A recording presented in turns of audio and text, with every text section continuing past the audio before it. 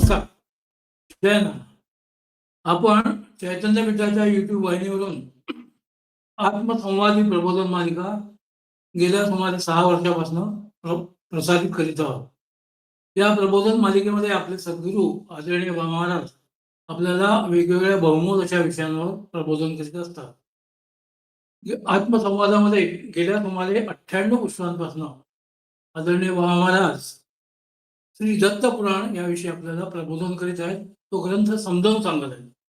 आत्मसंवादाच्या मागील पुष्पात आदरणीय महाराज श्री दत्त पुराण पुढे समजावून सांगताना म्हणाले की स्वामी महाराज असे सांगतात की जर तुला श्रवण करण्याविषयी श्रद्धा असेल तर श्री दत्तात्रयाचे कथन केलेला सनातन धर्म मी सांगेन, तू श्रद्धापूर्वक ऐक.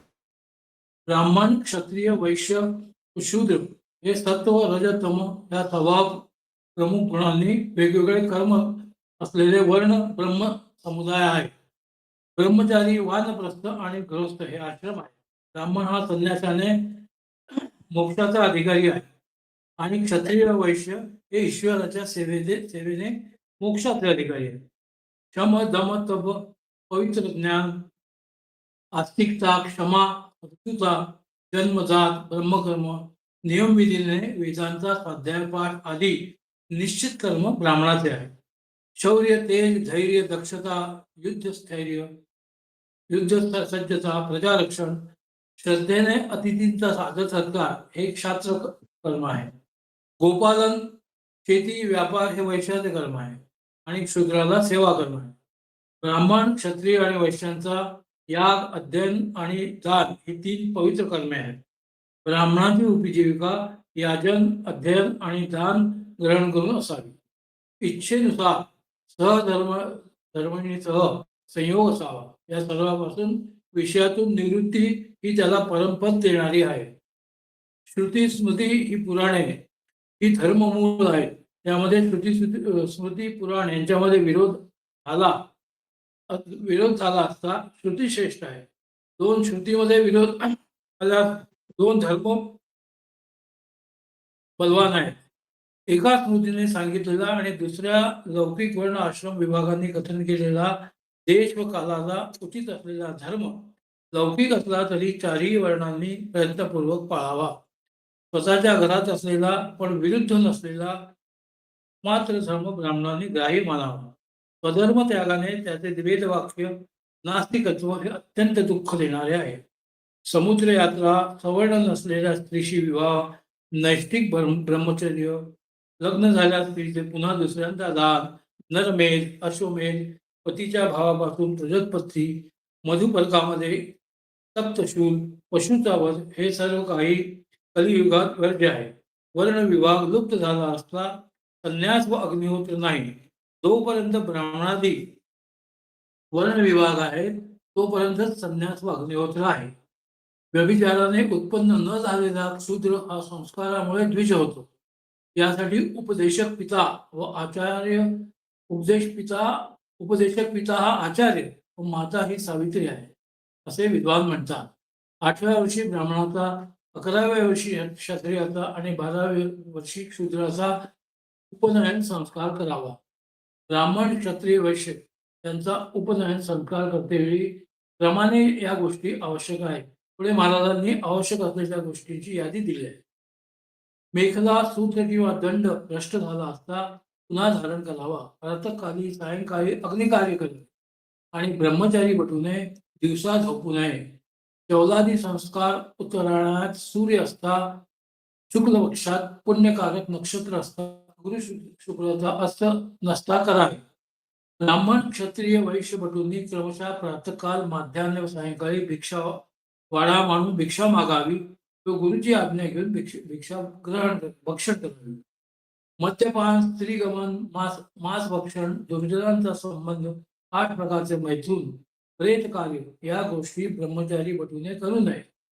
वडील, आई, गुरु यांच्या अंत्यविधीत भाग घेतल्यास दोष नाही.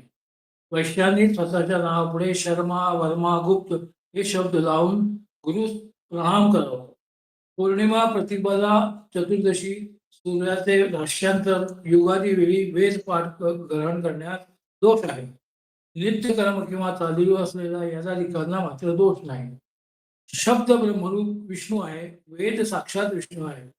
त्यामुळे वेदाध्ययन करण्यास ब्राह्मण, शूद्र व ऋषी ऋणातून मुक्त होत असतो. दिलेल्या साधनांनी उपयोग केलेला, अभ्यासलेला आणि रक्षण केलेला प्रत्येक वेद मंत्र कामधेनूप्रमाणे काय बरे अर्पण करीत नाही. अनाध्याय असताना वेदाचे अध्ययन करणाऱ्यांनी बुद्धी, आयुष्य, लक्ष्मी आणि बल नष्ट होते. वेदांचे अध्ययन न करता शास्त्राध्ययन करणारा शूद्रासारखाच आहे. ब्राह्मणापासून ब्राह्मणीच्या ठिकाणी उत्पन्न झालेला गोलक किंवा कुंड त्याच्यावर संस्कार करणे, त्यांना शिकवणे हे त्या देशानुसार अवलंबून आहे. महाव्रतादी चारी व्रतांचा लोप झाल्यावर प्रत्येक व्रतासाठी प्रायश्चित्त घ्यावे. हे सर्व सामान्यासाठी हे महाव्रताचे प्रायश्चित्त नाही. ब्रह्मचर्याचे व्रत खंडित झाल्यावर तम वो धिया या मंत्राचा शिवालयात जप करावा. अपेक्षित असलेले अर्थासह अध्ययन करून आनंदाने गुरुला स्वेच्छेने स्नान करून अनुज्ञा घेऊन पवित्रपणे यथाविधी स्नान करावे. समर्थ असल्यास नैष्ठिक राहावे. विरक्ती वैराग्य आल्यास सर्व संग परित्याग करून संन्यस्त व्हावे. कोणत्याही स्वीकार न करता राहू नये. म्हणून ब्रह्मचर्यानंतर गृहस्थाश्रमी होऊन यथाविधी राहावे. इथे श्री दत्तपुराणाच्या कर्मकांडातील 8व्या अष्टकाचा पहिला अध्याय समाप्त होतो. आदरणीय महाराजांनी हे अतिशय सुंदरपणे समजावून सांगितले व आपल्या प्रबोधनाला तिथे स्वरूप विराम दिले. मी त्यांना विनंती करतो की त्यांनी आजच्या प्रबोधनाला सुरुवात केली. नमस्कार.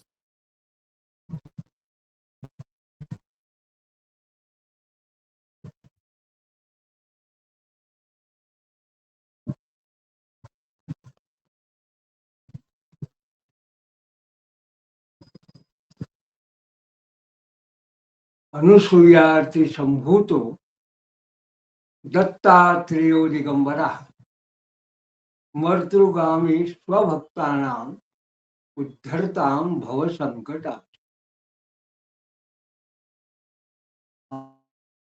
आपण परमपूज्य श्रीमत वासुदेवानंद सरस्वती टेंबे स्वामी महाराज ज्यांना त्यांच्या चरित्रात असा एक ठिकाणी वर्णन आहे की प्रत्यक्ष शंकराचार्यांनी एक कलियुगात अवतरलेले साक्षात भगवान दत्तात्रेयच आहेत असं त्यांचं वर्णन केलं आहे. अशा स्वामी महाराजांनी अत्यंत कृपाळू होऊन भगवान दत्तात्रेयाची उपासना करणारे जे उपासक त्यांच्यासाठी स्वतःच्या अलौकिक अशा प्रज्ञेनं जाट बुद्धिमत्ता आणि स्मरणशक्ती या अभिनव अशा त्यांच्या मूलभूत असे जे त्यांच्या ठिकाणी असणारे जे वैशिष्ट्य होते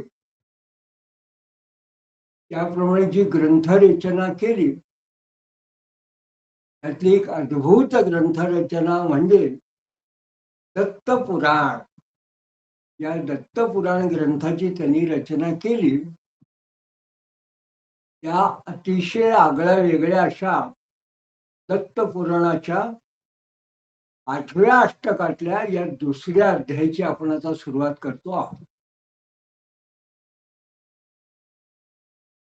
गेल्या पुष्पामध्ये आपण असं बघितलं की स्वामी महाराज जेव्हा एखादा विषय आपल्या समोर आणतात तेव्हा त्या प्रत्येक गोष्टीमागे पूर्वसुरींचा, ऋषींचा, ग्रंथकारांचा, भाष्यकारांचा असा एक आधार असतो. त्या आधार आणि प्रमाणा त्या अनुषंगानेच ते आपला विषय आपल्या समोर मांडत असतात. तेव्हा स्वामी महाराजांनी या पद्धतीने ब्रह्मचार्याने कसं वागावं याचं जेव्हा वर्णन त्यांनी केलं ते आपण मागल्या पुष्पात बघितलं तेव्हा मला असं लक्षात आलं की षडविशंती स्मृतिकारिणा आपल्या शास्त्राने 26 स्मृतिकारांचं वर्णन केलेलं आहे. आपल्याला मनुस्मृती माहिती आहे, याज्ञवल्क्य स्मृती आहे माहिती आहे, पराशर स्मृती माहिती आहे, आरित स्मृती माहिती आहे, देवल स्मृती माहिती आहे, नारद स्मृती माहिती आहे. आणि इतक्या या सगळ्या स्मृती वेगवेगळ्या का आहेत? तर देश काल स्थिती सापेक्ष कालानुरूप त्याच्यात जे जे काही बदल झाले त्या कालामध्ये, त्या विशिष्ट भागामध्ये, लोकांच्या आचार धर्मामध्ये, कर्मकांडाच्या पद्धती, त्या पद्धतीने ते जे ऋषी होते त्यांनी हा जो आचार धर्माचा, ज्याला आपण वर्णाश्रम धर्म असं म्हणतो, कर्मकांड वगैरे, या सगळ्याची जो एक नियम आहे त्याची त्यांनी आपापल्या पद्धतीने देश काल स्थिती सापेक्ष याच्या अनुषंगाने रचना केली आणि इतक्या वेगवेगळ्या स्मृती निर्माण झाल्या. स्वामी महाराजांनी जेव्हा अशा स्मृतींचा केव्हा तरी अभ्यास केला असेल तर त्यांच्या डोळ्यासमोर आणखीन एक स्मृती असेल ती म्हणजे अत्रि स्मृती. भगवान अत्रि महर्षी दत्तात्रयांचे पिताजी, पूज्य पिताजी अत्रि ऋषी यांची सुद्धा स्मृती आहे. ते स्वतः अत्रि गोत्री होते स्वामी महाराज. त्या अत्रि ऋषींच्या स्मृतीच्या आधाराने सुद्धा त्यांनी काही काही सूत्र अशी सांगितली असतील. आपण जेव्हा गुरुचरित्र वाचतो तेव्हा गुरुचरित्रातला 36-37 अध्याय जेव्हा आपण वाचतो तेव्हा आपल्याला ब्राह्मणाचे ब्रह्मकर्म आणि ब्राह्मणाचे आचार धर्म आणि काही वेळा स्त्रियांचं आचार धर्म गुरुचरित्रातल्या काही वेगळ्या अध्यायात आपल्याला बघायला मिळतात. अनेक लोकांच्या मनात अशा शंका असतात हे कसं शक्य आहे. पण आजपेक्षा 500 वर्षापूर्वी सरस्वती गंगाधराने या वेगवेगळ्या स्मृती पाहिल्या, ती पुराणं पाहिली, त्यानंतर मग त्याच्यावर आधारित जे भाष्य ग्रंथ पाहिले आणि त्या ग्रंथांच्या आधाराने जेव्हा त्यांनी या गुरुचरित्राची रचना केली तेव्हा त्यातले काही नियम त्यांनी जे जे त्यांना योग्य वाटतील त्या पद्धतीने त्यांनी ब्राह्मणांचे किंवा स्त्रियांचे आचार धर्म या स्वरूपामध्ये गुरुचरित्र ग्रंथात ग्रंथित केले. हे मुद्दाम आठवण करून द्यायचं कारण काय, तर आचार धर्म जे आहे हे स्मृतीत सांगितलेलं आहे. जसे स्मृतीत आहे तसं पुराणात सांगितलेलं आहे. आणि काही त्याच्या आधी जे श्रौत ग्रंथ आहे विशिष्ट पद्धतीचे, त्याला आपण संहिता, ब्राह्मण, आरण्यक, उपनिषद वगैरे ग्रंथ म्हणतो, त्याच्यात जो काही भाग आहे त्यांना श्रुती ग्रंथ असं म्हणतात. त्याच्यातही काही पद्धतीने यज्ञ कसं करावं, यज्ञाच्या वेळेस काय नियम ठेवावे, संन्यासानी कसं राहावं, ऋषीनी कसं राहावं, ग्रहस्थानी कसं राहावं, असे जेव्हा त्यात काही नियम आहेत ते श्रौत आहे. म्हणून आपल्याकडे एक पद्धत अशी आहे म्हणायची, कुठलेही कर्म करताना श्रुती स्मृती पुराणोक्त फल प्राप्त्यर्थम, जे श्रुतीत जे सांगितलेलं आहे एखाद्या कर्माचं फल, स्मृतीत जे सांगितलं आहे अमुक पद्धतीने तुम्ही वागण्यामुळे मिळणारं फल, आणि पुराणात जे सांगितलं आहे त्यात जे सांगितलं आहे त्या कर्मानुसार, त्या विशिष्ट त्यांना जी उक्ती आहे त्याच्यानुसार श्रुती स्मृती स्मृती पुराणोक्त फल प्राप्त्यर्थम अमुक अमुक कर्म अहं करिष्ये, त्यात जे सांगितले ती फल ते प्राप्त होण्याकरता त्याच्या आधाराने मी अशा पद्धतीचं कर्म करतो आहे. ते फल प्राप्त होण्या. हे वाक्य आपल्या नेहमीच्या परिचयाचं आहे. मग त्यात पुराणात सांगितलेली श्रुती आणि स्मृती यांचा आधारभूत किंवा यांच्यावर आधारित जे नियम आहे आचार धर्माचे, ते कसे असावेत, कसे असतील, त्या दृष्टीने स्वामी महाराजांचा या आचार धर्माकडे आपण बघायला पाहिजे. याकरता की आपण जेव्हा ब्रह्मचार्याचं आचार धर्माचं पाहिलं, अवलोकन केलं, तेव्हा ते लोक श्रवण करत असतील, ऐकत असतील, ग्रंथ पाहत असतील, त्यांना असं वाटेल की हे कसं शक्य आहे.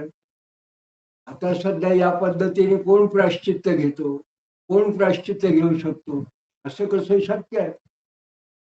या ठिकाणी एक गोष्ट स्पष्ट अशी की स्वामी महाराजांनी ग्रंथ प्राचीन जे होते त्याच्या प्रामाण्याने त्याच्या आधाराने वर्णन केलं आहे. म्हणून ग्रंथ प्रामाण्याने महाराजांनी मागल्या पुष्पामध्ये आपण चर्चा केली, चिंतन केली, ते ब्रह्मचारी धर्माचं त्यांनी वर्णन केलं.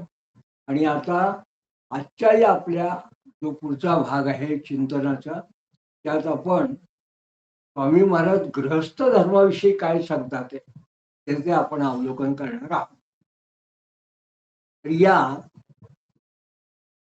8व्या अष्टकाच्या 2ऱ्या अध्यायाच्या सुरुवात करताना प्रारंभी स्वामी महाराज असं म्हणतात, सुरुवात करताना,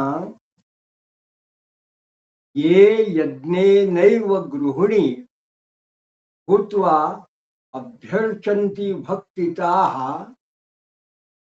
समस्व गृहिणी शब्द नसून गृहिणो असा शब्द आहे. ये यज्ञे नैव गृहिणो भूत्वा अभ्यर्चन्ति भक्तिताः अधियज्ञं क्रमाद्या अंती कैवल्यम पदमम अव्ययम. म्हणजे काय, ती मंडळी जे यज्ञेन एवं गृहिणो, गृहिणो म्हणजे ज्यांनी गृहस्थाश्रमाचा स्वीकार केलेला आहे असा. ब्रह्मचर्य त्याचं संपलं, तो गृहस्थाश्रमात ज्यांनी प्रवेश केला, मग तो स्त्री असो वा पुरुष असो, त्यांनी जो गृहीण झालाय ते गृहस्थाश्रमी झालाय. भूत्वा अभ्यर्चन्ति भक्तिता, ते भक्तिपूर्वक अर्चना करतात. अर्चन्ति भक्तिता, भक्तिपूर्वक अर्चना करतात, भक्तिपूर्वक जे कर्म करतात. आणि काय करतात, अधियज्ञम, अशा पद्धतीने जेव्हा यज्ञ करतात ते क्रमाद्या अंती, ते क्रममुक्तीच्या पद्धतीने, क्रमाद्या जे क्रममुक्तीच्या मार्गाने, अंती कैवल्यम पदम अव्ययम, म्हणजे शेवटी त्यांना सुद्धा गृहस्थ धर्म पालन करून ते केवळ भक्तिपूर्वक अशी विष्णूची पूजा करतात किंवा दत्तात्रेयाची पूजा करतात. ते जणू काही भक्तीच्याच यज्ञानच असं सुद्धा याला अर्थ होतो, भक्तिपूर्वक. ते काही नित्याग्नी होतं वगैरे तसं वैदिक करत नसतील, पण भक्ती करतात. तर त्या भक्तीने आणि यज्ञानं ते लोक विष्णूचं पूजन करतात. ते सुद्धा क्रममुक्ती पद्धतीने, क्रमानं म्हणजे हळूहळू शाश्वत असा कैवल्य पद त्यांना प्राप्त होतो, असा महाराजांनी या पहिल्या श्लोकात सांगितलं. म्हणजे एक प्रकारे या त्यांनी गृहस्थाश्रमाचं आता वर्णन करायला सुरुवात केली. पुढे ते असं म्हणतात, ही रूपशील लक्ष्माढ्याम समान आर्ष गोत्रयाम यवीयसी भ्रातमतो सुगुणाम त्वद्वहे द्वरा. धीर रूपशील बुद्धी आणि स्वभाव रूप अशा लक्षणानं युक्त समान आर्ष गोत्रजा, समान गोत्र प्रवर वगैरे असे असलेला असा जो कोणी ब्राह्मण असेल त्यांनी स्वतःपेक्षा लहान असा, त्यांनी स्वतःच्या वयापेक्षा आकृतीने लहान आणि सुगुणा चांगल्या उत्तम भावाने उत्तम गुण असलेल्या तो वहेत वराहा, त्या मुलीला ते वरानं तिचं वरण करावं. म्हणजे हा जो आता ब्रह्मचारी वगैरे जो असेल त्यांनी अशी एखादी कन्या की ज्याला अनुरूप असेल तिच्याशी विवाह करावा, असा थोडक्यात अर्थ आहे. म्हणजे त्यांनी ग्रहस्थाश्रमात विवाह करून प्रवेश करावा. मग आपण जी चर्चा केली त्यात असं म्हटलं की त्या काळात स्थितीस्थल काळ सापेक्ष, पण त्यांनी असं म्हटलं की समान गोत्र प्रवर ज्यांचे नाही आहे, त्यांची प्रवर समान नाही, गोत्र समान नाही, असे जे असतील त्यांच्याशी, आता लोकांना गोत्र लक्षात नसतात, प्रवर तर नाहीच माहिती. आणि मग प्रश्न असा असतो की गोत्र प्रवर वगैरे हे माहीत नसतील तर काय करावं. हळूहळू याचा लोप होत जातो. ते सुद्धा काय म्हणून आपल्याकडे इतक्या वेगवेगळ्या पद्धतीच्या ज्या निघाल्या आहेत त्याचं कारण असं की शास्त्राने नियम सांगितला आहे, पण त्याच्यात हळूहळू सुधारणा होत जातील आणि ज्या ज्या गोष्टीचं पालन करणं शक्य असतं त्या काळात समाज त्याचं पालन करतो आणि मग समाजाला अनुकूल अशी विद्वान मंडळी मग नवीन नवीन नियम त्या पद्धतीने करतात. काही ठिकाणी शैथिल्य येतात. पुढे तर का ज्या काळामध्ये ही स्मृती लिहिली गेली असेल, ज्या काळात त्या काळामध्ये एक वेगळा त्यांनी नियम असा सांगितला, उद्वाहिता समाना आरशा दिजा तेन मातृवत्सदा बाल्योद्वाया वा विधिना प्रायश्चित्ता दिना पुन्हा. त्या काळामध्ये हे स्मृती ग्रंथ लिहिले गेले. याचा संदर्भ महाराज सांगतात. म्हणून त्या स्मृतींचं वर्णन करतात ते म्हणतात की जर का त्या काळात, सरळ सरळ मला स्पष्ट सांगायचं आहे, त्या काळात जर एखाद्या व्यक्तीला असं कळलं की आपण विवाह तर केला पण तिचं आपलं गोत्र सारखं आहे, समान गोत्र, मग काय करायचं. त्या काळात म्हणजे असं समजा की महाभारत काळात, वैदिक काळात, ज्या काळात हे ग्रंथ, त्या काळात एक त्यांनी नियम सांगितला की अशी समान गोत्री समान प्रवर असलेली असेल तर त्या स्त्रीशी जरी विवाह केला असेल तिला माते समान मानावं आणि प्रायश्चित्तादी विधी करायचा आणि पुन्हा विवाह करायचा विजातीय गोत्राशी. पण पुन्हा मी सांगतो की हे सगळे त्या ग्रंथातले संदर्भ एक प्रकारे उद्धृत करणं या पद्धतीने महाराजांनी या ठिकाणी उद्धृत केले आहे.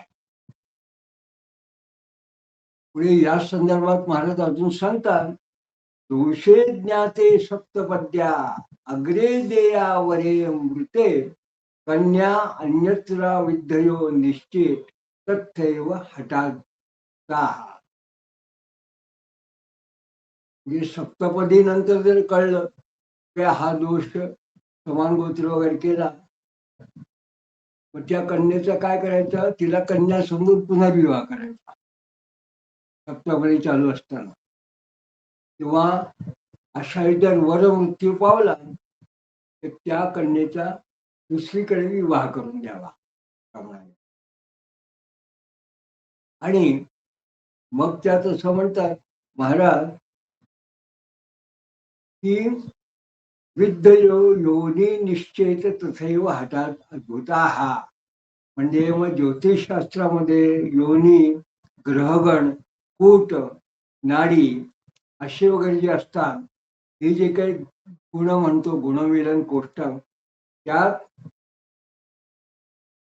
अक्षरापेक्षा एकही गुण जर जास्त येत असेल, तर त्याचा आपण जेव्हा विवाह केला जातो, किंवा 18पेक्षा एकही गुण जर असेल, तर त्या कन्येचा विवाह करायचं, किंवा एखाद्या वरांची कन्या जर 18 गुण मिळत असतील, तिचं पाणी ग्रहण करावं, तिच्याशी विवाह करावा. या ठिकाणी त्यांनी ज्योतिषशास्त्र सांगितलं, पत्रिका जर गुणविलन करायचं असेल, 18 गुण मिळाले पाहिजे. 18 जर गुणपैकी एक जरी जास्त असला, मग फार काय विचार करायचा नाही, विवाह करायचा.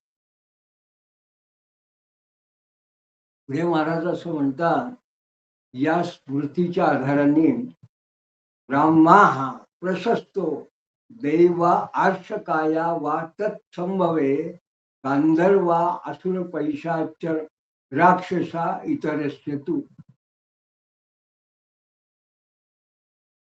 जे ब्रह्मकर्म करणारे ब्राह्मण जी मंडळी आहे, त्यांना ब्रह्मविवाह, आपण जी सप्तपदी लाजाम वगैरे ही जी ब्राह्मण पद्धत आहे ती योग्य आहे, त्यांनी त्या पद्धतीनेच करावं. पण जर अशा पद्धतीने विवाह जर झाला नाही करता आला असा ब्रह्मविवाह, तर मग काय करायचं? मग गांधर्व, असुर, पैशाच्य किंवा राक्षस अशा पद्धतीने विवाह करा, ही याला शास्त्राने मुभा केली आहे. विवाह करायचा याचा अर्थ काय? गांधर्व विवाह, असुर विवाह, पैशाचिक विवाह, राक्षस विवाह.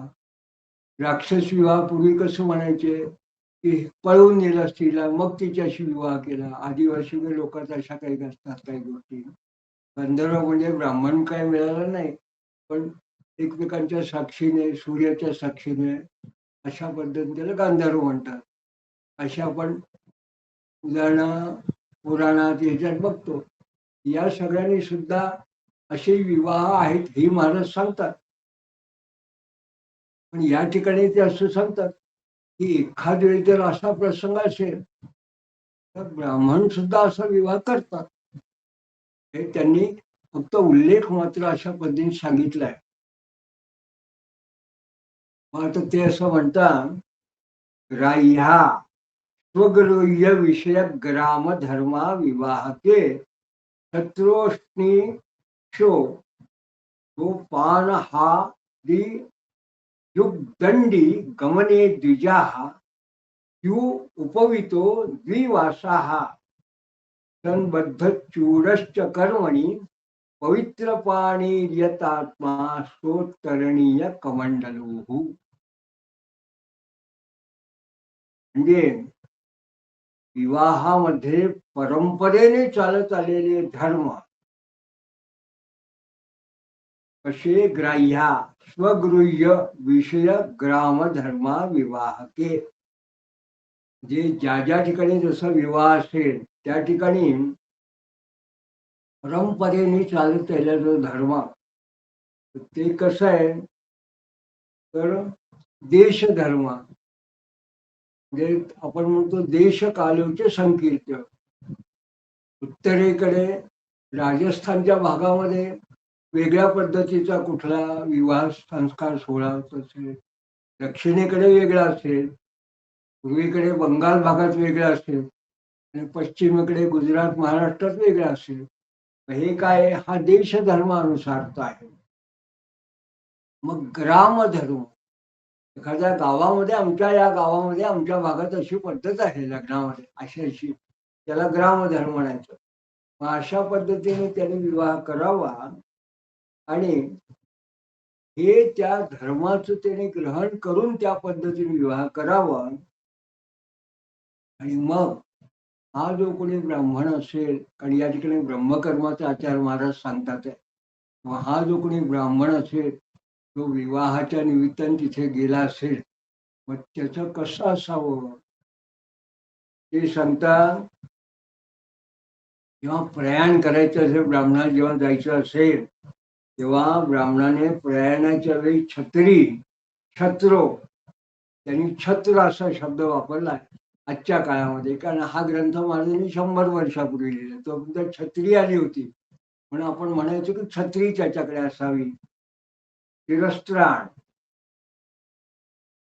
जे डोक्यात टोपी वगैरे, शिरस्त्राण म्हणजे काय प्रत्येक माणूस युद्ध करायला जात नाही, पण डोक्याची टोपी वगैरे असं असावे म्हणून त्याला शिरस्त्राण असं म्हटलं त्या ठिकाणी. आणि जोडे, उपानह, शत्रो पष्णीशो उपानह, उपान म्हणजे जोडे वगैरे, आपण जे पादत्राण म्हणतो ते. याच्यावर कसं करावं याला, आज दियू दंडी गमने दिया, आता दंड घेऊन जा. आणि जे विवाहादी अशा पद्धतीचं कर्मकांड जेव्हा असेल तेव्हा त्या कर्माच्या वेळी 2 जान्हवी द्वयू उपवितो द्विवासा, हा 2 वस्त्र अंगावरती असावी. तसेच जे शेंडी असेल त्याची सनबद्ध चूरश्च, त्याची शेंडीची त्यांनी गाठ बांधलेली असावी. आणि या विशिष्ट काम्या व्यतिरिक्त अंगावरती उत्तरीय वस्त्र, अशा पद्धती उपर्ण ज्याला म्हणतो ते त्यांनी असावं. आणि हातात कमंडलू घेऊन या विवाहाच्या वेळेस त्यांनी स्थिर चित्त असावं. या ठिकाणी आपल्याला एक वेगळा सहज शब्दामुळे असं लक्षात येईल, त्या विवाहाकरता जो ब्राह्मण त्या काळात कधी ज्यात वर्णन केले असेल त्याच्या हातात त्यांनी असं म्हटलं की हातात दंड पाहिजे आणि कमंडलू पाहिजे. आपल्याला असं वाटतं की दंड आणि कमंडलू हे आपलं संन्यासीच देतात. या ठिकाणी असं कसं म्हटलंय, ऋषी मुनी जे असतील त्या काळात त्या प्रत्येकाला हातामध्ये सतत प्रवास करायचा असेल, वाहनाने काही करत नाही, त्यामुळे हातामध्ये दंड सहाय्या करता, बाकी कशा करता. आणि पाणी वगैरे केव्हाही लागलं तर हातामध्ये काय, पूर्वी वॉटर बॅग वगैरे असं, आता सध्या पण तसं काही नाही, पण पाणी लागतं प्रवासात म्हणून कमंडलू. पण संन्यासी असो, ब्रह्मचारी असो, गृहस्थ असो, पण कमंडलू म्हणून त्या ठिकाणी कमंडलू शब्द वापरला. यांनी या विवाहात सुद्धा ब्राह्मण गेला तरी हातात दंड आणि कमंडलू ठेवावे, तरी गृहस्थाश्रमाचे लक्षण असतील तरी.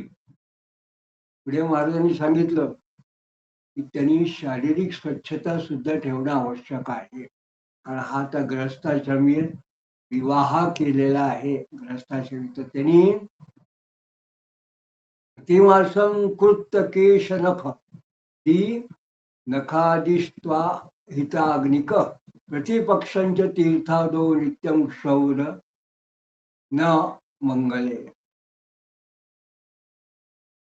म्हणजे त्यांनी प्रत्येक महिन्यामध्ये किंवा पंधरवाड्याला या ब्राह्मणांनी क्षौर वगैरे करावं.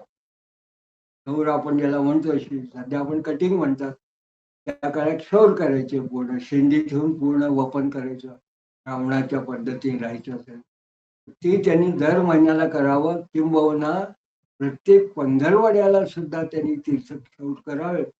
मात्र विवाह काळात क्षौर करू नये त्यांनी. आणि मग त्यांनी असं म्हटलंय महाराजांनी, हे त्या ग्रस्त ब्राह्मण जो असेल कर्मकांडी नियमबद्ध असा, त्याच्या आचाराकरता म्हटलंय, नक्तम नग्नश्च न स्नानायात गृही नग्नश्च न स्वपेत नेक्षे नग्ना स्त्रियं रस्त्या विना पिश्या न वर्षती, धावेच वृक्ष नारोहेन बाहुभ्याम नदी तरे, नावरोहेत कूपम नाभ्या पद्मेत प्राण संशयम. आणि अशा ब्राह्मण वगैरे जो असेल, ग्रस्त विवाहित जरी असला तरी नग्न होऊन स्नान करू नये आणि झोपू नये, आणि अशा विशिष्ट मैथुनाशिवाय म्हणजे नग्न पद्धती त्यांनी वावरू नये. मुख्य म्हणजे धावेच वृक्ष नारोहेंना, नारोहेंना बाहुभ्याम नदी तरे, त्यांनी हा ग्रस्त आहे, आता लग्न झालंय, ग्रस्थाश्रम घेतलाय म्हणून यांनी पावसामध्ये धावू नये, तर पडेल कुठेतरी, झाडावर चढू नये, पाण्यात म्हणजे जलाशयात शिरू नये, आड म्हणजे विहीर असती त्याच्यात उतरू नये, किंवा भीतीनं उडी मारू नये. नावर ओहेत कूपम नाभ्या पज्ञेत प्राण संचयम. आणि भीतीने आपल्याला त्या एखाद्या विहिरीत वगैरे उडी मारू नये. पुढे महाराज म्हणतात, परान्नम परवादंच परवस्त्रादी सत्यजेत पादाक्रमो न पादेन निर्माल्योच्छिष्ट पंथ लंघनम. जे परान्न, इतरांसंबंधी बोलणं, परवस्त्रांचा त्याग करावा, निर्माल्य उष्ट याचं सुद्धा पायाने उल्लंघन न करता सरळ चालावं. या ठिकाणी आपण असं बघितलं की साधारण मंदिरातलं देवातलं निर्माल्य असं ते ओलांडू नये असं जुने लोक सांगायचे. निर्माल्य ओलांडू नये, देवाचं जिथे निर्माल्य असेल, आणि किंवा उष्ट जर असेल त्याच्यावर पाय देऊ नये. ओलांडू नये याचा अर्थ देवाच्या निर्माल्यावरती आणि जेवणाचं जर उष्ट असेल त्याच्यावर पाय देऊ नये असं आपण आम्ही पाहतो, मुलांनाही सांगतो. आणि गुरुक्षेत्रात कथाच आहे की परानंद 36व्या अध्यायाची सुरुवात, तो जो ब्राह्मण होता त्यांनी असं म्हटलं की मला उपासना करायची, म्हणून त्यांनी म्हटलं परान्न नेगे हा नियम असे, मी परान्न घेणार नाही. मग महाराजांनी त्याला सांगितलं की सदा दुश्चित्त असो नये कुलस्त्रियेचे चित्त. त्या जर गोड वगैरे खायचं असेल, तुला परान्न घ्यायचं नसेल, तिचं मन राखण्याकरता तू परान्न घे. हे त्या काळात गुरुक्षेत्र काळात सुद्धा स्वामी महाराजांनी नरसिंह सरस्वतींनी सुद्धा काही गोष्टी ज्या असतात त्याला शास्त्रात पर्याय आहेत असं सांगितलं. उल्लंघन असतं, हे नियम आहे, हे ग्रंथ प्रामाण्याचे नियम आहेत, त्याच्या काळात ग्रंथानुकूल अनुसार सांगितलं, असं आपण या ठिकाणी याचा भाव घ्यावा. पुढे ते असं म्हणतात, तिरह सहत हस्ताभ्या हर्षणीयम न कैरिचित नाप अपसव्यम व्रजेत पूज्य देवालय शुभ द्रुमान. जे जोडलेल्या दोन हातांनी मस्तक जोरानं केव्हाही घासू नये. त्याचा काय अर्थ आहे की दोन्ही हातांनी असा हात जोडून स्वतःचं डोकं किंवा जोराजोरात घासू नये. आणि पूजनीय व्यक्ती, देवालय आणि पवित्र अश्वत्थ वगैरे असे वड, औदुंबर, पिंपळ वगैरे जे वृक्ष आहेत त्यांना अपसव्याने म्हणजे उलटी करून प्रदक्षिणा करून, उलटी प्रदक्षिणा करू नये. ही प्रदक्षिणा आपण केव्हा करतो, हे फक्त पितरांना करतो श्राद्धाच्या वेळेस. हिरवी उलटी प्रदक्षिणा करू नये. पुढे स्वपुण्यम परपापम स्वपुण्यम परपापम जो वाच्यम गोप्यम स्वभायुषी दुःशास्त्रम जीवत मध्या दिसे विनम च विवर्जयेत. हे स्वतःचं पुण्य, दुसऱ्याचं पाप त्याच्याशी फार चर्चा करू नये, फार त्याचा विचार करू नये. स्वतःचं नक्षत्र आणि स्वतःचं आयुष्य ह्या ज्या काही गोष्टी असतात त्याच्याविषयी गुप्तता ठेवावी. हे साधारणपणे अपरोक्षपणे महाराजांनी असं सांगतात की जसं इतरांच्या विषयी सुद्धा हा पुण्य करतोय का पाप करतोय याच्याकडे फार लक्ष देऊ नये, तसंच स्वतःचं नक्षत्र म्हणजे माझी पत्रिका, माझं ज्योतिष, माझं भविष्य, माझं पुढे काय होणार, माझं मागे काय झालं, माझ्याकडून असं झालं का, म्हणून काही पाप आहे का पुण्य आहे का याचं चिंतन फार न करू नये.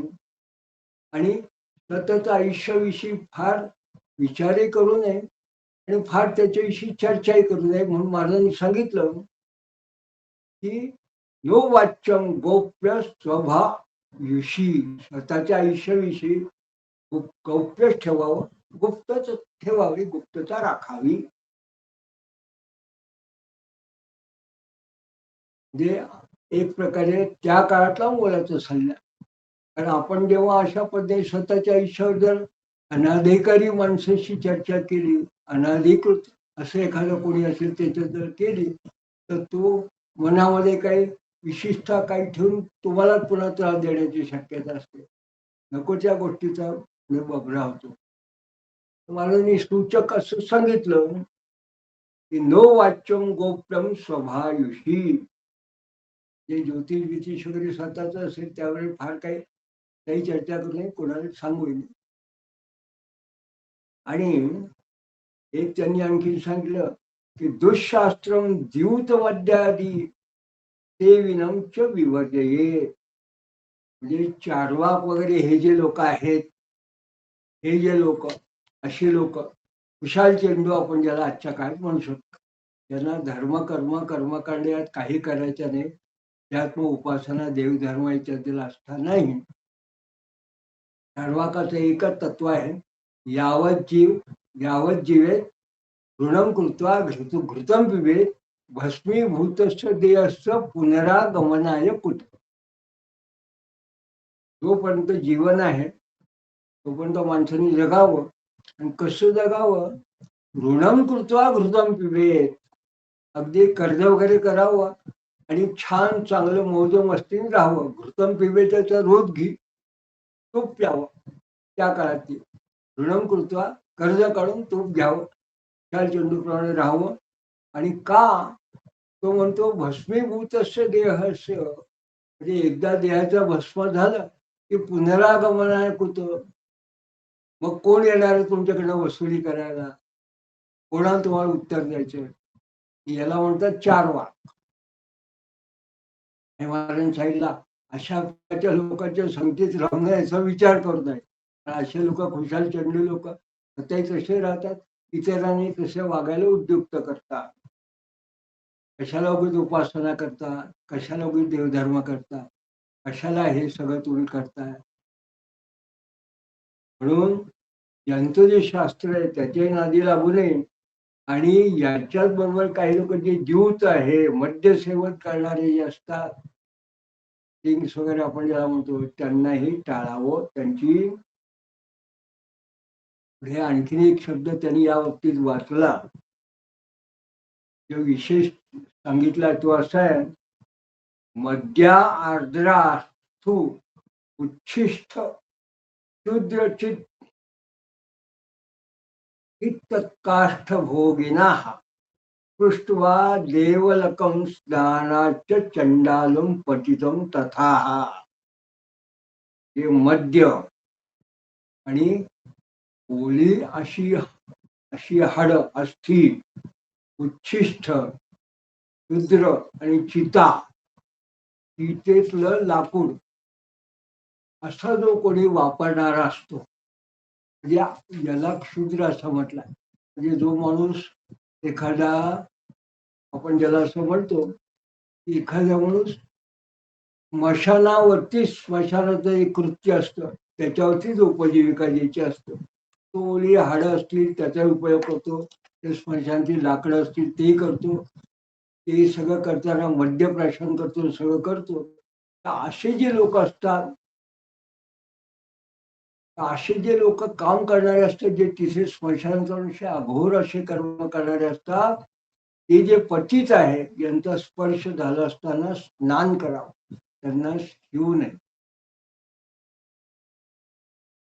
बरोबर. वर्जा दुष्कृदीप मंच छाया वस्त्र खोदकम मार्जा रजस्रूपवात शूद्र अन्न भोजनम विशलीपती संगश्च तिची धूम कुभाषणम मूर्धानंगावशिष्टा लाभ्या अंगोपी शस्त्रते. एक एक शब्द जर आपण वाचायचा म्हटला तर महापापी, दिवा, अंथरूण, सावली, वस्त्र, नख, पाणी, याच्यावर मांजर, मेंढा यांच्यामुळे उडणारी धूळ, तुपाचा वारा, शूद्रान्नाचं भोजन, चांडाली असं कुठल्या तरी अन्य कुठले जशी चांडाल वगैरे असतील अशा स्त्रियांचा सहवास, चितेचा धूर आणि लागत असं विशिष्ट भाषण या सर्व गोष्टी या शास्त्रानुसार ज्याला ब्रह्मकर्म करणारा जो ब्राह्मण असेल त्यांनी त्याज्य मानाव्यात. तसंच आधी डोक्याला लावलं कोणी एक विशेष गोष्ट मस्तकाला लावून मग जे कोणी एखाद्या स्वतःच्या आधी डोक्याला लावून घेतलं आणि मग उरलेलं तेल आणि त्यांनी तुम्हाला वाटलं की आता तुम्हाला अभ्यंग करतो, तर त्या तेलाचा अभ्यंग सुद्धा त्याज्य म्हणा. असं का की मस्तकाला गेला की मस्तकात धूळ वगैरे सगळं त्यातलं काही ना काही असतं, कारण मस्तक हे काय उघड असतं आणि त्यातलं जर का कृमी वगैरे काही असतील त्यात मस्तकात आणि त्या तेलाने अभ्यंग केला ते शरीरवर पसरत. त्यांनी आणखीन एक सांगितलं ते म्हणतात नाद्या तांबूलम शुचिनार ते गुरुवग अग्निदेवता वामास्ते न पिबेन्न अन्न निंद्यादी प्रसद्य तीन. हे जर आंघोळ झाली नसेल स्नान झालं नसेल तर विडा खाऊ नये.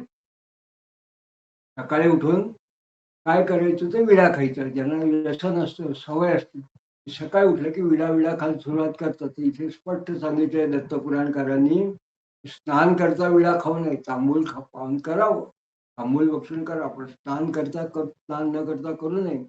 तसंच स्नान न करता गुरु अग्नी देवता यांचं पूजन करू नये आणि डाव्या हाताने पाणी पिऊ नये. तसेच विप्र सज्जन यतींची निंदा सुद्धा करू नये.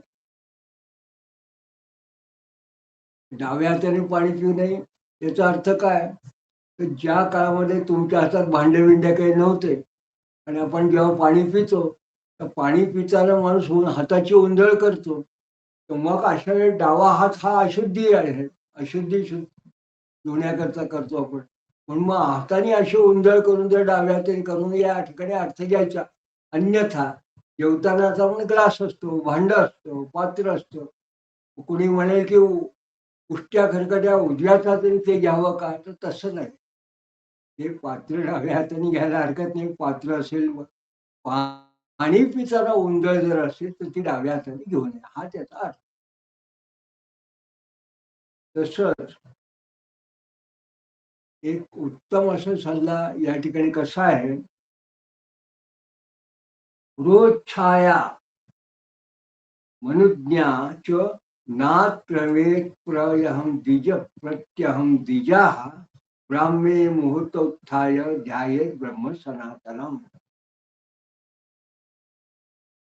म्हणजे ब्राह्मणानं गुरुची जणू काही सावली अशा पद्धतीने गुरुची आज्ञा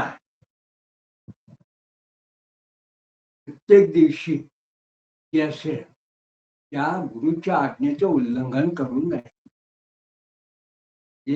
एखादी सावली जशी माणूस स्वतःची ओलांडत नाही, गुरुची सावली सुद्धा जशी ओलांडत नाही तशा गुरुच्या आज्ञेचं सुद्धा उल्लंघन करू नये. जो कर्मकांडी ब्राह्मण असतो हा अतिशय आगळा वेगळा उपदेश आहे. गुरुच्छाया म अनुज्ञाच गुरूंची सावली आणि त्यांच्या आज्ञेचं उल्लंघन म्हणजे अज्ञा नात क्रमे प्रत्यहम द्विजा. चांगला उपासक कर्मकांडी जो असेल त्यांनी या दोन्हीचं उल्लंघन करू नये. गुरुच्या आज्ञेचे पालन करावं.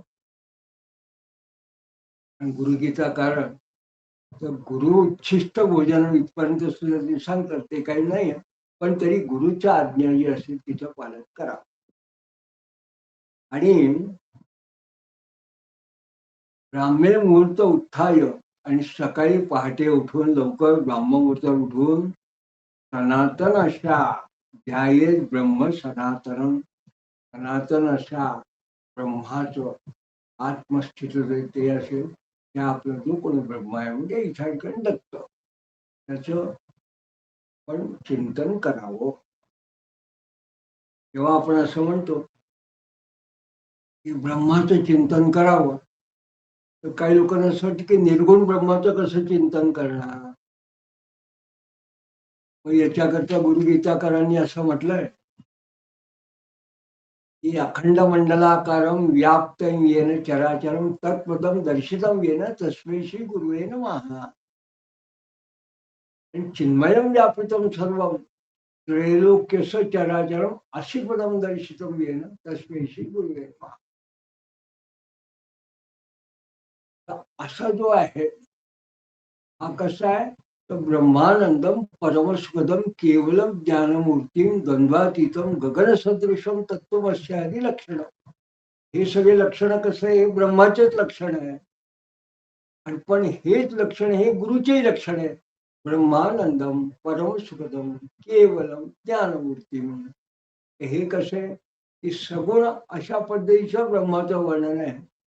एरवी निर्गुण ब्रह्मा असेल ते ओम वित्तेकाक्षरम ब्रह्म हे निर्गुण ब्रह्म आहे. मग ते निर्गुण निराकार ब्रह्माच्या ऐवजी सगुण साकार ब्रह्म म्हणजे सद्गुरु. त्या आपल्या सद्गुरूचं चिंतन करावं असं या ठिकाणी आपण अर्थ घ्यायचा. म्हणून ब्राह्मे मुहूर्त उत्थाय ध्यायेत ब्रह्म सनातनम. म्हणून सनातन असं आपल्या धर्माच्या पद्धतीने आपले जे गुरु आहे गुरुस्थानी ज्यांना आपण म्हणतो त्या सद्गुरूंचं सकाळी चिंतन करावं असा याचा आपण भावार्थ घ्यायचा. आणि रामाद्वहिस्तु नैऋत्या देवांबद्धादिवर्जिते हरें विदूरा संस्थाप्य यतनाशा शिवाकतृणे उदकं मुखोन्यथा त्यक्तमाशिनो वस्त्र मस्तकाः आर्षसूत्रं दक्षकर्णे कृत्वा मूत्रविशोत्यजेत.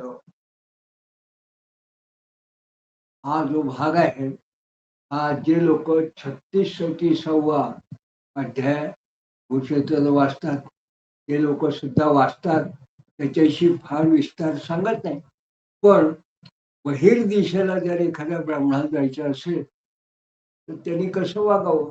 म्हणून गावाबाहेर नैऋत्य दिशेला नैऋत्य नैऋत्य दिशेला खेड्यामध्ये गावात असला नैऋत्य दिशेला जाऊन देव जल मार्ग जवळ नसलेल्या ठिकाणी पाणी लांब ठेवून वगैरे अशा पद्धतीने मूत्रशौच विधी करावा.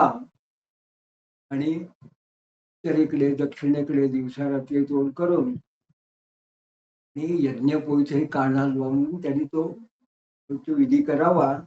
लिंगशय्यादिरुत्सार्धम धात्री मात्र मुर्दागुदम तिवातो दशवारांच्या कलशोध्या राग्रयाः प्रत्येकं सप्तवारं द्विगुणो विर्ये धर्मन्यताः वर्णी वानप्रस्थ विक्षो शौचम दिती चतुर्गुणम. म्हणजे गुरुचरित्रात जे आपल्याला वर्णन गुरुचरित्रामध्ये मराठी ओव्यात दिसतं. आवळ्या एवढे गोळे करावे अमुक लिंगस्थानला ते जे स्वल्प महाराजांनी सांगितलंय तेच या ठिकाणी काही महाराज संस्कृतमध्ये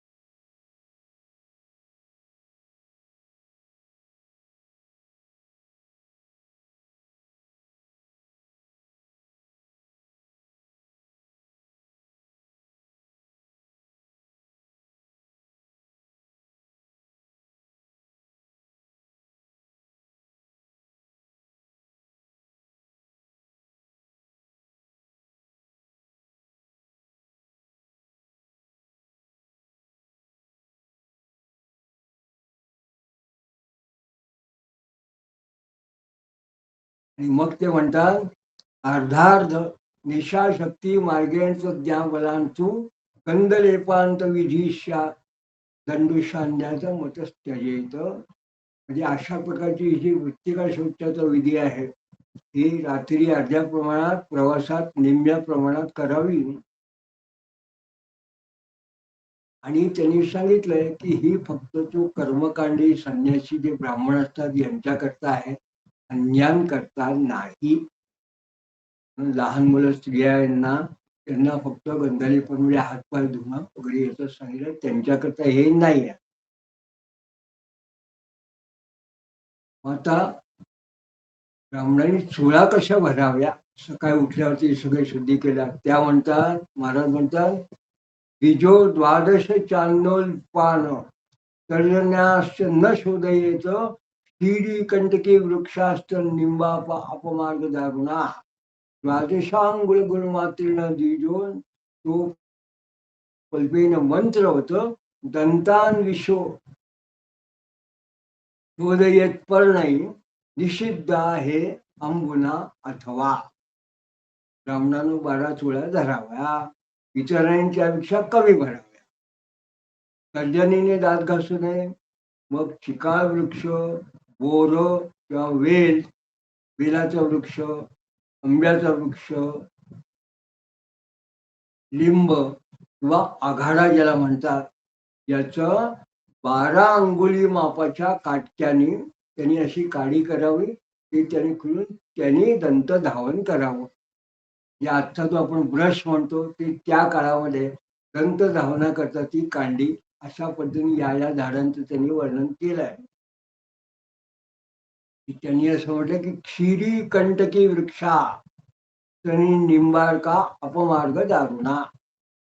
हे जे वृक्ष आहे यांनी क्षीर वृक्ष, बोर किंवा बेल, आंबा, लिंब, आघाडा असे त्यांनी काटक्याने दंत धावन करावं घासून.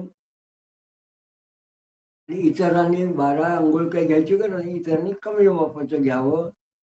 जे निषिद्ध दिवस असेल श्राद्ध वगैरे त्या दिवशी पानांनी किंवा यांनी करावं.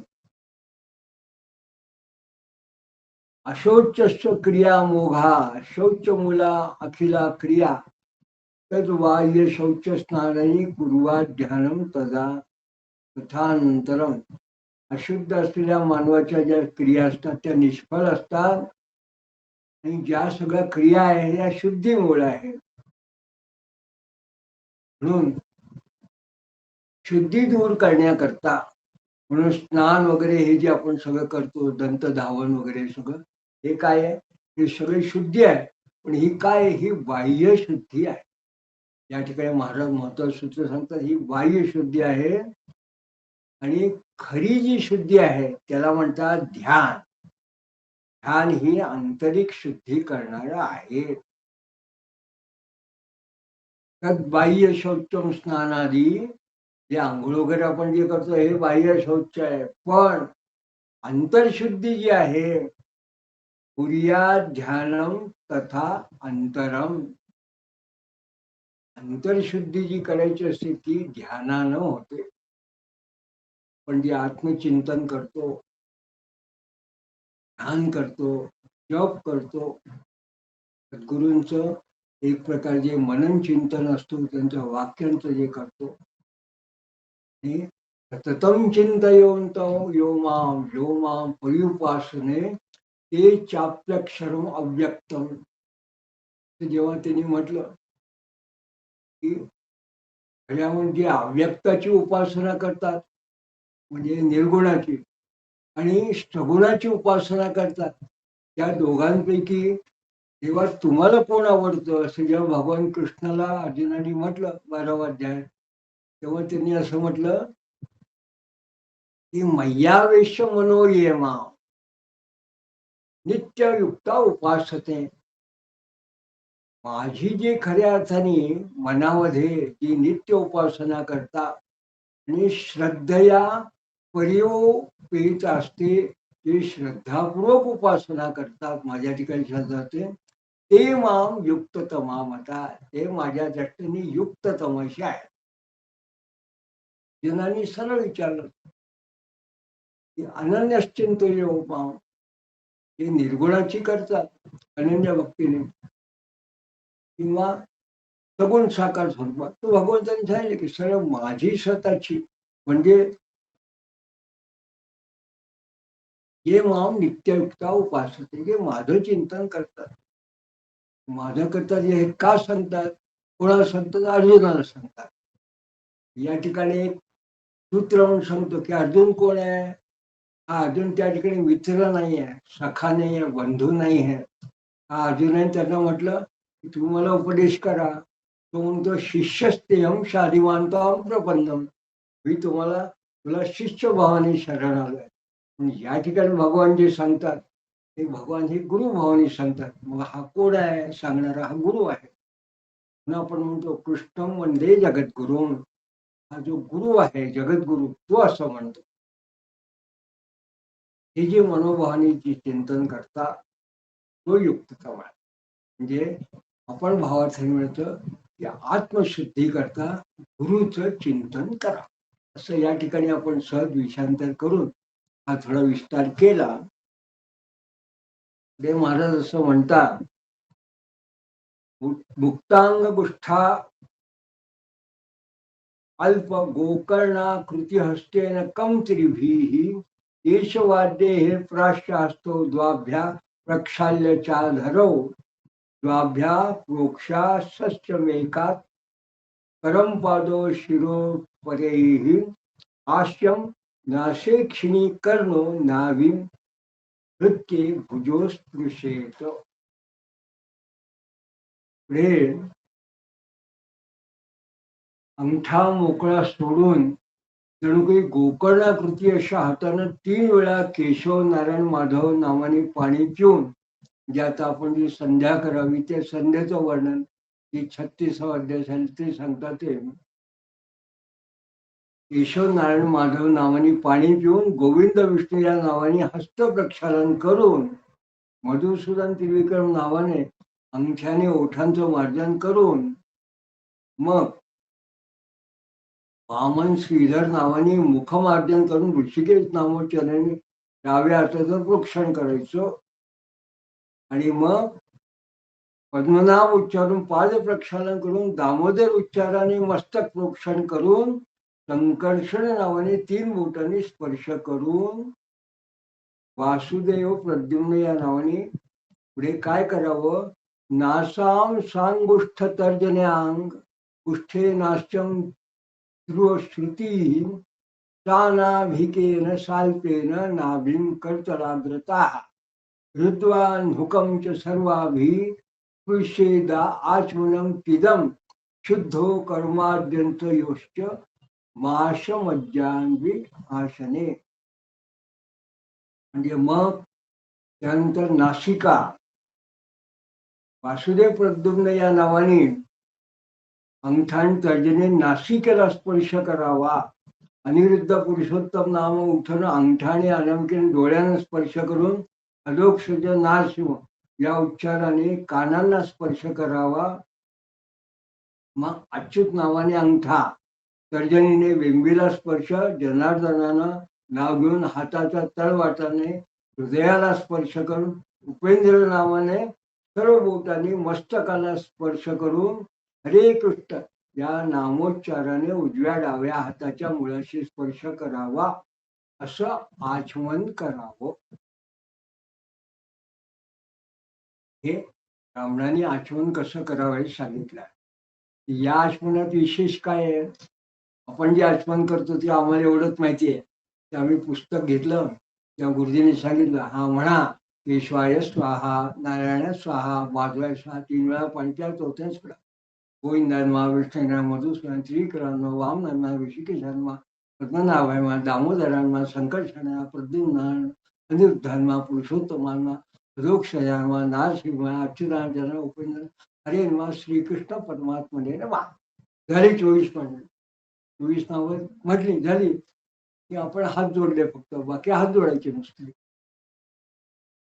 या ठिकाणी महाराज काय म्हणतात, हे शिवाय करताना त्यांनी अनामिकेपासून सुरुवात केली आणि पुढे पुढे त्यांनी पूर्ण जणू काही शरीराचे न्यास केले. म्हणून ते जे जेव्हा त्यांनी म्हटलं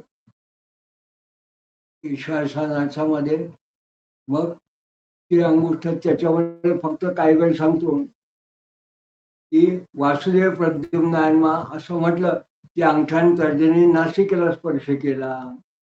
मग अनिरुद्धान पुरुषोत्तम नामोच्चाराने अंगठा आणि डोळ्याने केला.